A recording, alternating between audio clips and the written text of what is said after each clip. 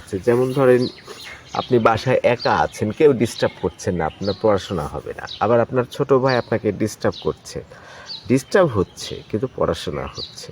একটা ছাত্রীর মা মারা গেছে, আমি ওকে সাজেশন দিলাম যে তুমি টেলিভিশন ছেড়ে পড়ো। তার মানে ডিস্টার্ব পরিবেশেই সে পড়বে। শান্ত সুন্দর পরিবেশে সে কিন্তু পড়বে না। তো নারীদের মধ্যে কিন্তু এই যে বলার ভঙ্গিটা, তারা যেটা বোঝাতে চায় সেটা কিন্তু মুখে বলতে পারে না। পুরুষদের বুঝে নিতে হবে। যখন নারী বুঝে ফেললো যে ও বাবা, যাই করতে বলি করে, যেটাই বলি সেটাই শোনে, আমাকে খারাপ কাজে বাধা দেয় না, ছেলেদের সাথে আড্ডা মারি বাধা দেয় না, এভাবে চলতে চলতে চলতে একটা সময় দেখা যাবে ওই নারী আর ওই পুরুষকে ভালোবাসছে না, সম্মান করছে না, ভয় পাচ্ছে না। তার মানে শিশু যেমন ভয় পাওয়া দরকার আছে, যদিও আমরা জানি যে শিশু ভয় পেলে সমস্যাটা ঠিক আছে, কিন্তু একটা পর্যায়ে হয় কি যে শিশু তার বাবা মায়ের ক্লাচ, যেটা আয়ত্তের বাইরে চলে যায়। কিন্তু বেসিক্যালি ভালো তাদেরকে এমনভাবে চলা, খারাপ কাজটা এমনভাবে সেখান থেকে সরিয়ে রাখা, মানে বাদ দেওয়ার দরকার নাই, কিন্তু সরিয়ে রাখার দরকার আছে।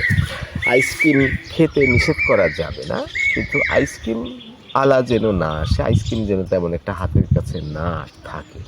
তেমনি এই পুরুষের সাথে কথা বললে কেন মারলে, সেটা হবে না, সেটা হবে না।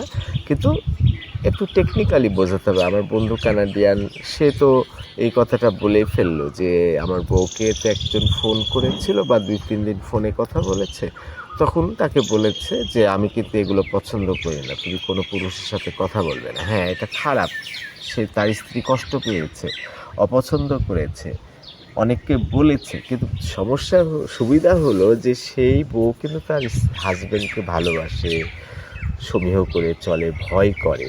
তার মানে সাধারণ মানুষদের মধ্যে ভয় থাকা দরকার, নাহলে রেসপেক্ট উঠে যাবে, সম্মান উঠে যাবে।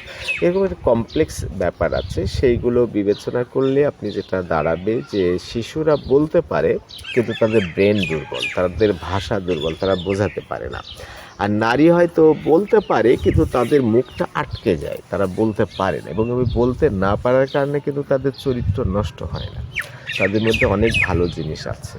তো এই পর্যন্ত।